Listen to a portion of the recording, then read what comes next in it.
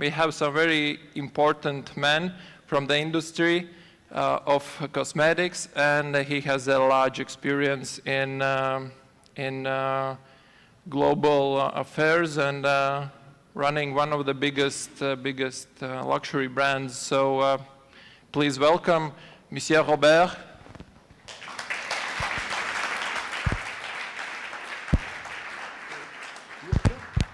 Oui. Allez.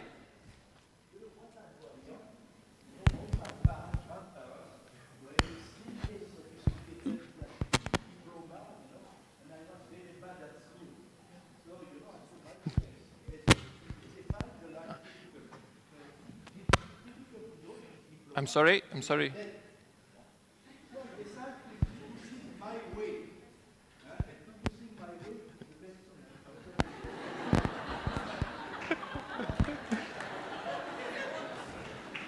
You cannot understand?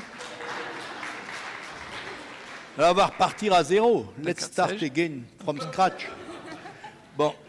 So, you know, I did, as I say, my way. My way, what was my way is to escape, not only to try to, to be successful, have promotion and so on, but to try to balance that with my personal life and with a spiritual approach. So when I was 20, I went with my brother in India for 1 year in the ashram with the guru, as was dressed, as you see in the magazine, dressed like with a dhoti, It was a little strange, but, after I do realize, I just finished my autobiography, I realized that, what I've learned from all this part of my life helped the other part of my life.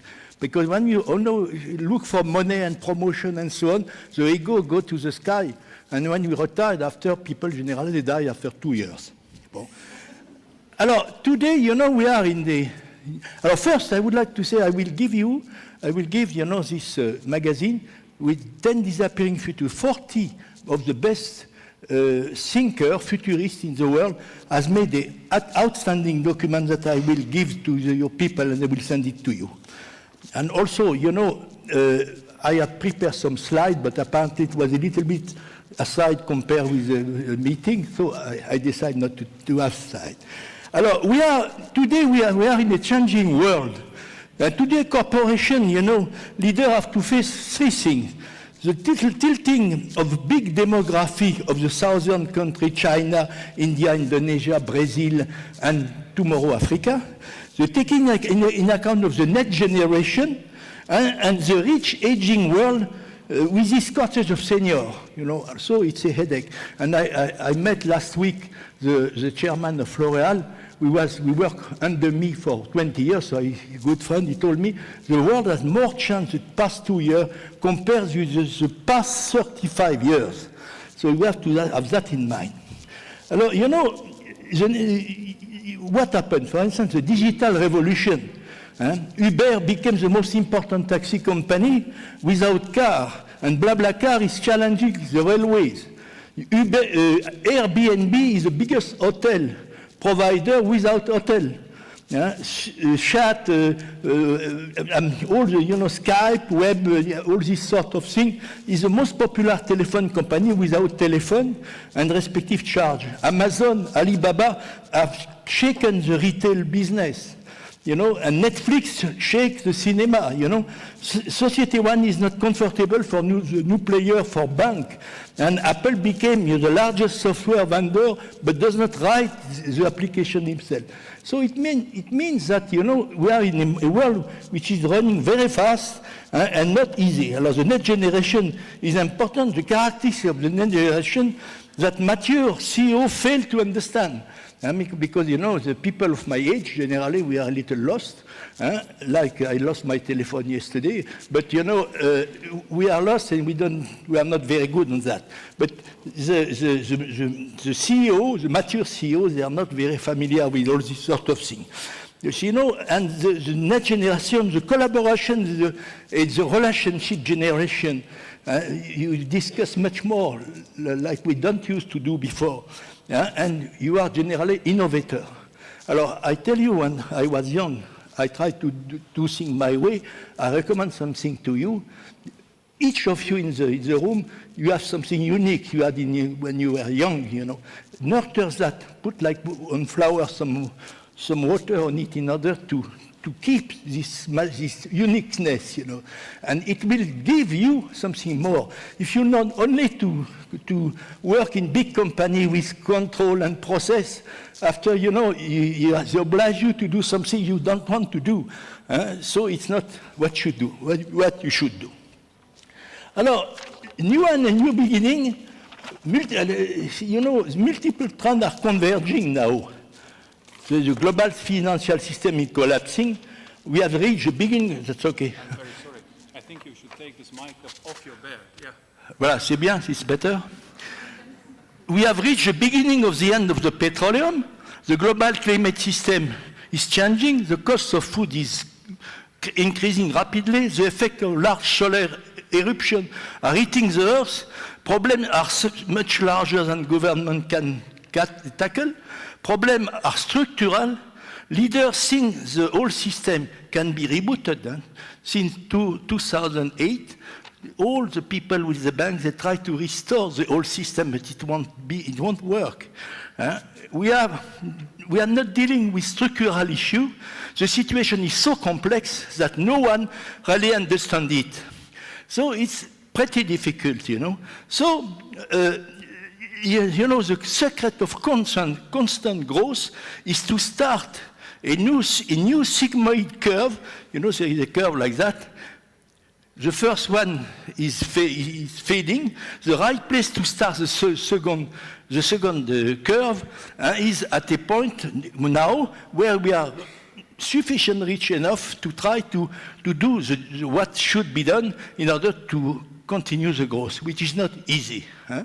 So finally, what happens generally, come a lot of companies are in trouble, so, you know, since Egyptians used to bow the god Ra, the company bow the god Re. What is it? Re. Restructuring, re-engineering, reforming, reconfiguring, readjusting, rethinking, reusing. And it's not what should be done.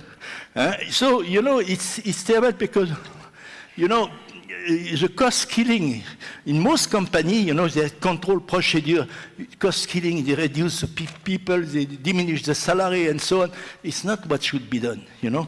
We have to, and you have to remember that most of the big players today, like Steve Jobs, Zucker, the Facebook people, LinkedIn people, they start in garage, you know, in small things, and they became very, very successful. Alors, you know, the real problem is the new paradigm to tomorrow is the new paradigm is following, you know. Yesterday we were in a Tayloric era, and now we are era of information. We have to adapt constantly to have a systemic vision, a cell organization, you know, and we have really to change completely your mental model, which is difficult because the mature CEO, they are used more to the Taylor system. So they can control more and more. So there is something not easy to tackle. Alors, the real problem was, tant pis, don't worry. Alors, something very interesting, say, I am very familiar with something what we call to detect the weak signals. The weak signals is something, you know, in the dark, the faster one is driving, the further the light need to project. There exists a wide array of weak signals that prefigure the future trend. The future is now is here, but you know what people think generally, the weak signal, you know, is small noise, and we don't listen because there is a big noise. So this weak signal may be definitely a bit of information we can be perceived as such, but which are usually drawn out by stronger signals. It is a distinct aspect of a weak signal that prevents them from being detected. So, you know, my 10 years at the end in L'Oréal, I was in charge of the strategic planning, you know, so I tried to determine the weak signal. For instance, while L'Oréal is a worldwide leader, Probably because, you know, when I was in India young, and also I get married with a woman born in China, so all this unfamiliar culture are familiar with me.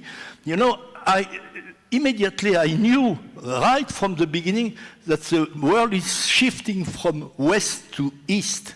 So shifting, so we have to open, it was China, it was all the Japan, Russia also, Russia, you know. We made, L'Oréal made a huge business in Russia because, you know, I knew that Russian women are very attractive, and the Russian Empire, you are part of that, and you are attractive, of course. And, you know, and they like perfume, makeup, and so on. The problem is there was a currency which was not convertible. So we had to find solution to get money. We get money out, you know, of barter and clearing. What is a clearing? A clearing is you know, in Egypt, the Aswan Dam, you know, cost $15 billion. So the Russians wanted to get back their dollar, whether they take some cotton, so it's very, very slow moving. Alors, what we do, we import in Egypt some raw materials, the oil, we make finished product, and we send that at a high price. And, you know, in Egypt, the labor cost was small, and we can, you know, the Egyptian was happy, the Russian were happy, everybody were happy, and we had royalty and so on. It's clearing. There was barter also, and I'm using things, we finance the development in states with the money we made in Russia. So when I was telling that to Americans, they were stupefied. But so, you know, in 5 years, you know, 50% of the employees will disappear, and there will be 2 billion people disappearing, jobs disappearing, replaced by 2 billion other jobs. I can transmit you also a document on that. I will read that to the people. He will send it to you. You have to, by the way, to reinvent your company every 18 months, which is not easy. So we are not the change is so rapid and so difficult, so we have to change the mental model. It's structural change which has to be done, and not to readjust, reboost what was existing, which is not easy. Because there is 3 shifts, you know, the environment shift where, you know, the people, there is an environment which is changing, and one in the company won't change, because each year when we make a budget, we try to replicate what was last year with a little plus, you know. It's not so easy to do that. So if, you know, there is a kind of gap, and the people imagine something, and the reality is different.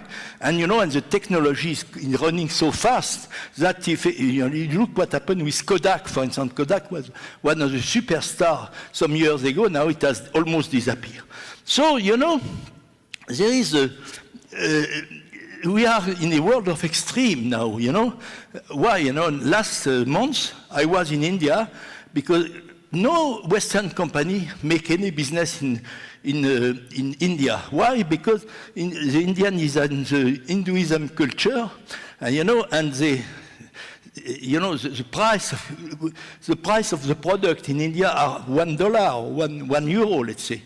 And, you know, and no Western company is able to manufacture any product at the cost of goods required to be successful in India.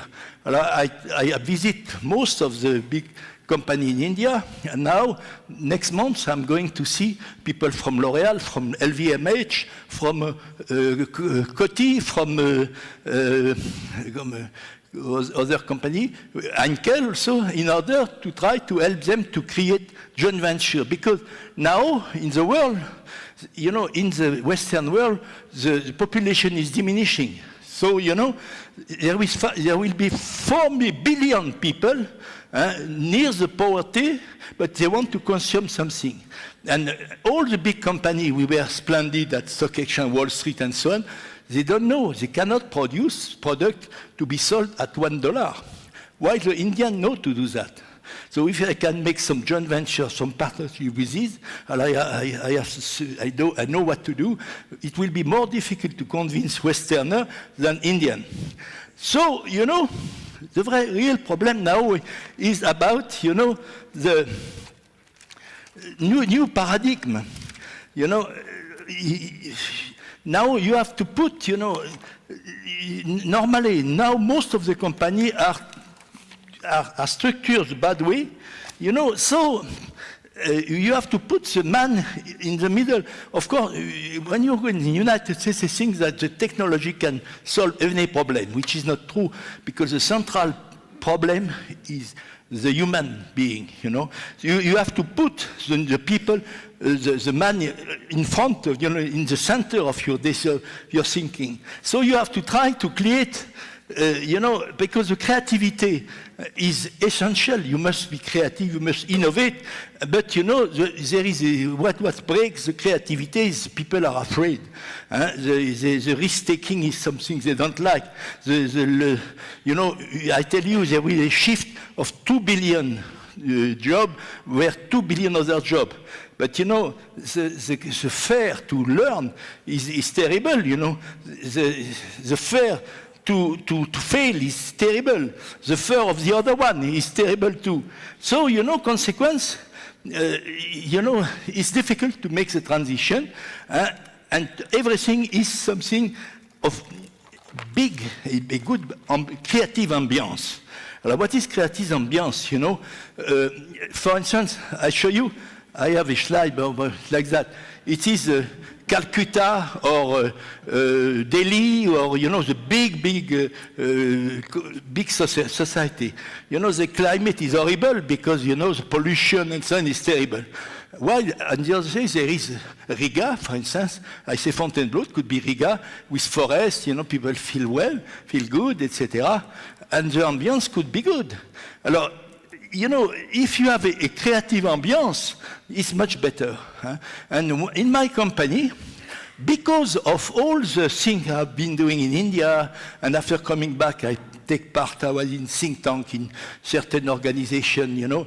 I am specialist now in the geobiology and radiesthesia and so on. So all you do outside from your job help you in your job, which is extremely important.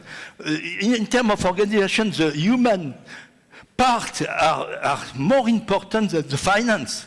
Or most people look at the stock exchange and they try to cost kill, you know, which is stupid. At the level manager should become leader and not, you know, try to face what is existing, but look to the weak signal where they can find things. I discussed with some journalists. I was the first in the cosmetic industry to put product, cosmetic and perfume in duty-free. Before there was tobacco and alcohol.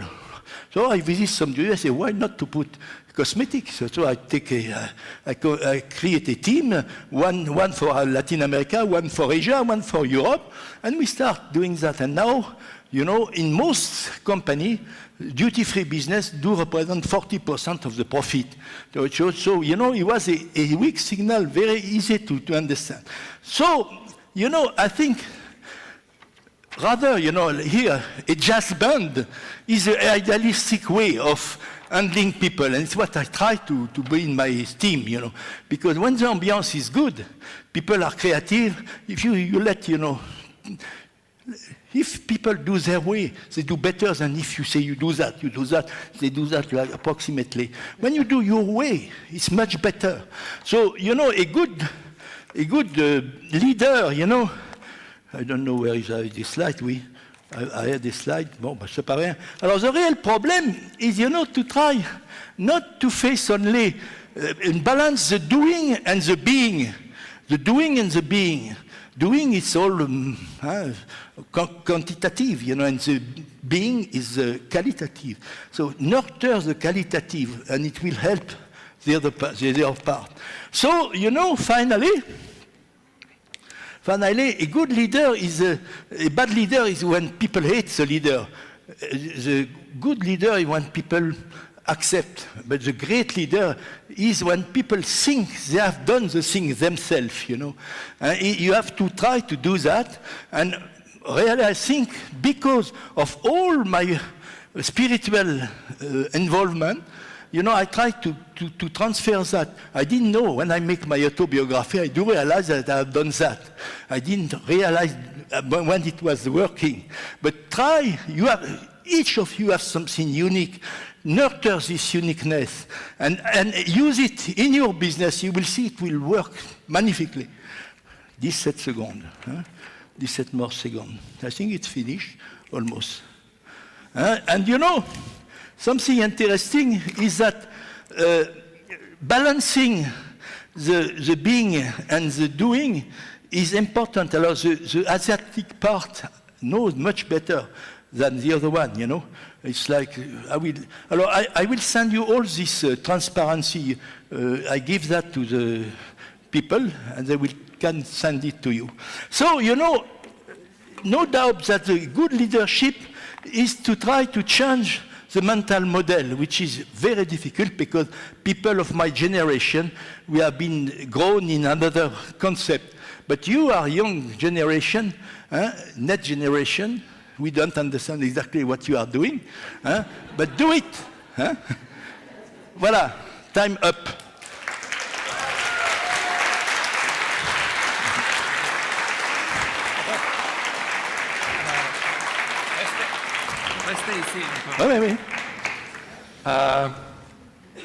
We use a lot, sometimes, word disruption. I think Robert's presentation was very disruptive. I saw in your faces, those of you who are fluent in English had the same faces as those who are fluent in French, because here we should have been fluent in French English. And I think it was loud, it was quick, and it was 100% charm. Yes?